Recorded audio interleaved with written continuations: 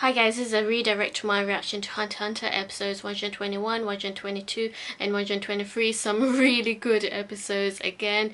We saw quite a few things happening. I was hoping we'd see more of the Meruem versus Netero fight, but what we saw was just absolutely badass. I just absolutely was amazed by Netero's Buddha technique, the first hand and the third hand technique.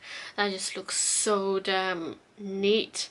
So firstly we saw Knuckle trying to, well, Morel, Youpi, he was transforming again. He was using his rage to transform into another monstrous creature.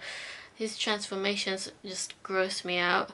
And then he tried to like take out Morel, but Morel, he was using the smoke clones, but Morel, he actually was dying, and he was really, because he was running out of Nan, and obviously like Youpi is extremely powerful, so he felt the struggle, and he almost got killed by Youpi, but thankfully Meleoron saved Morel from getting stabbed by using his god's Accomplice technique, which allowed Morel and Meleoron to safely escape unnoticed. But then because Morel, he was bleeding, he made a blood trail, so really the god's Accomplice technique was ineffective, because the blood trail, like, Youpi saw the blood trail, so he just followed the blood trail to get to Morel. So he had to undo God's Accomplice, and then Knuckle showed up, and he saw Morel extremely wounded, just like Shoot, and he really wanted to defeat Youpi, but then he thought, like, yo, we spent so much risking our lives, and Morel, like, he was telling Knuckle to just back down. And then Knuckle saw that his friends, his boss and his friends, they come first rather than getting his vengeance done first. So he thought, I have no more reason to try to kill Youpi, because Youpi, he did at least admire the fact that we tried so hard to defeat him. And Youpi, he was feeling like, he was feeling more moral, not moral, but like, you know, he was feeling the humanity within him. He really wanted to resist his anger, because his anger is what's triggering his transformations, and his transformations are extremely powerful. So him resisting his anger, he didn't understand why he was doing that, but he was resisting his anger. And Shiapoof, he was seeing the changes within Youpi, Pito and Meruem, and he's not liking it at all. I feel like Shiapoof, he's really the crazy one, isn't he? He's extremely sneaky, very just, he's so sly, and like, he's so resistant to change himself. He's so set in his ways already.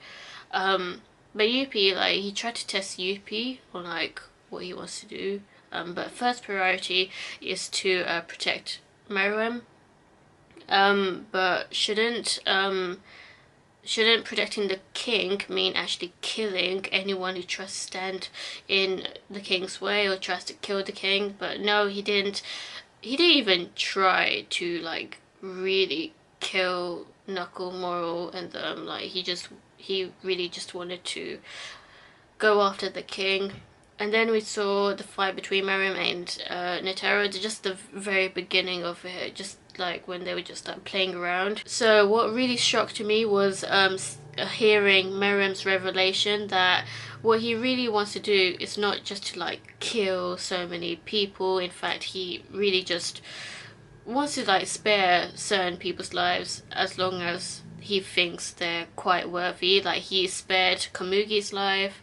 He told Netero that he is willing to spare Netero's life, as well under a certain condition. I forgot what he said though about that, but he said that he really wants to create order because he finds that the world is so split up.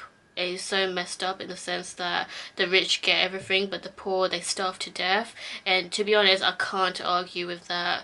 I totally agree on that aspect of what Meruem was saying, that the world is so damn messed up and he wants to change the world by creating order, a world that is more equal.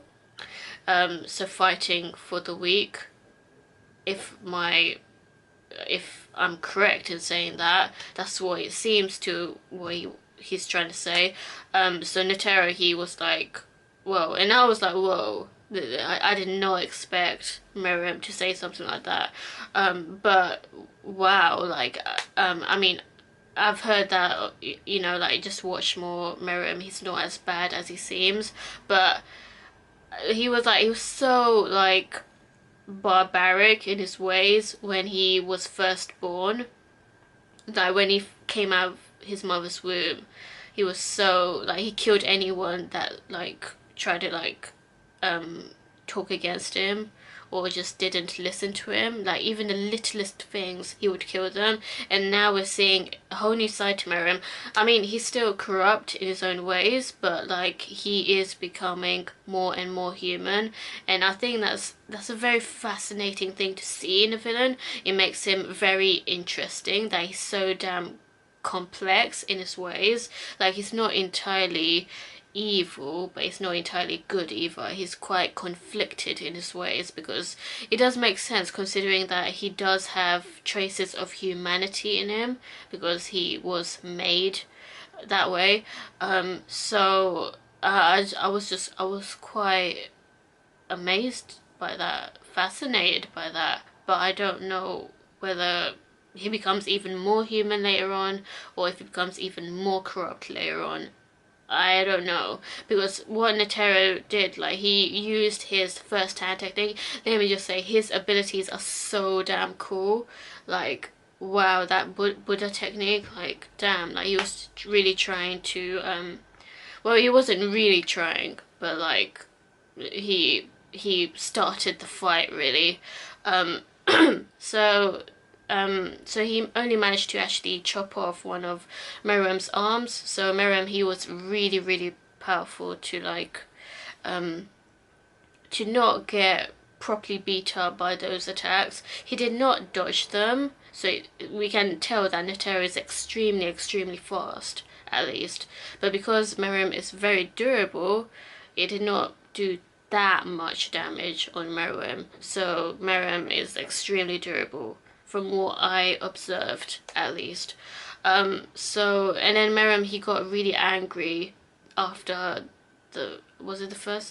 after the second attack. He got, just for a second, got really pissed off, which made Netero literally back, like, he walked back so far that it was like, damn, I gotta, like, step out just for a minute at least from this, because if he goes, like, apeshit crazy, then obviously Netero is going to be in a lot of trouble. And obviously Netero, he is not underestimating Meruem, although Meruem initially was underestimating Netero, saying that you can't actually defeat me. I was born to rule the world, whatever. But yeah, but he did acknowledge just how strong, to some extent, Netero is. And here's another thing. Netero, he has decades and decades and decades of experience in being a warrior, essentially. Like, he has been training in fighting and has seemingly fought so many people in his time. So to fight someone who's a newborn and he's only basically lived for like a month, maybe, like, and he's already so damn powerful and on his level, like, I just find that so damn crazy. Because I'm gonna be truthful to you guys and say that I very much prefer characters who actually train and earn that power rather than getting powers because they were born that way. personally. Not all the time, because my favorite character in Naruto is Kakashi, and he was born with certain abilities that he was just given, even though he did at least train a lot as well. But anyway, what I'm trying to say is that I really appreciate characters like Might Guy and Rock Lee, who train so damn much to like get those powers, to earn those powers. And I just find that it's really, it's so inspiring to see someone work so hard to get abilities. And I mean, I could be wrong with Netero, but from what I saw in that backstory a few episodes ago, he was training like some sort of monk style, meditation type of training. That actually helps a lot when it comes to like fighting, because you're in a calm state. Anyway, so yeah, like I don't know. Now they're gonna actually like proper fight, because the fight that I just reacted to, it was just them playing around. So yeah, and the Buddha technique, that in itself looked like as if he was going all out, but actually that's just the beginning. So I just can't wait for them to like really go out. I hope it's in the next few episodes. But anyway, so after that we saw Ikalgo. Oh my god, that was so disgusting, seeing WELFIN use his missiles technique to actually plant centipedes in Ikalgo's head to basically slowly kill him, to basically torture him with pain if they grow more and more, if he tries to resist them. And Ikalgo, he's really smart though, so he figured out that if WELFIN said the truth, then the centipedes will stop, like will stop growing and causing him pain. So so he tried to make sure that WELFIN remembered his past as a human. And then when WELFIN was like telling Ikalgo his past of how his brother saved him, and that he's trying to look for his brother Gyro, then that's when the centipedes stopped growing in Ikalgo's head, and they actually died, and Ikalgo, he turned back to normal.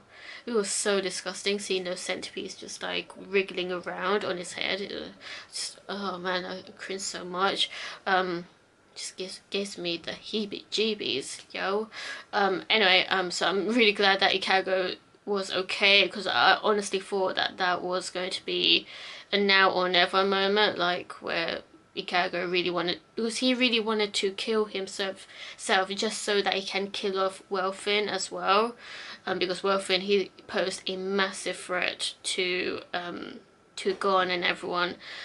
So it was really, I mean, it was scary, but I'm really glad that Ikalgo was so brave to do something like that just for his friends. And so Ikalgo, the MVP, Netero, the MVP. I even said Meleoron, the MVP, because he did save Morel, at least. It has been helping them a lot. Yeah, I'm just glad Ikalgo is okay. So we also saw Palm getting out of the cocoon, because she was put in a cocoon to be transformed, and I actually saw her arms, which were scaly, so she was in the middle of the transformation, but she managed to get out. I don't know how she managed to get out, but Ikalgo is looking for Palm, so that's only a matter of time before they not reunite, but before they actually finally meet each other, since Ikalgo has not met Palm yet. I don't think he has met Palm. It would be the first time, I believe. So yeah, there's that. Alright, what do you think of these episodes? Let me know, and stay tuned for more.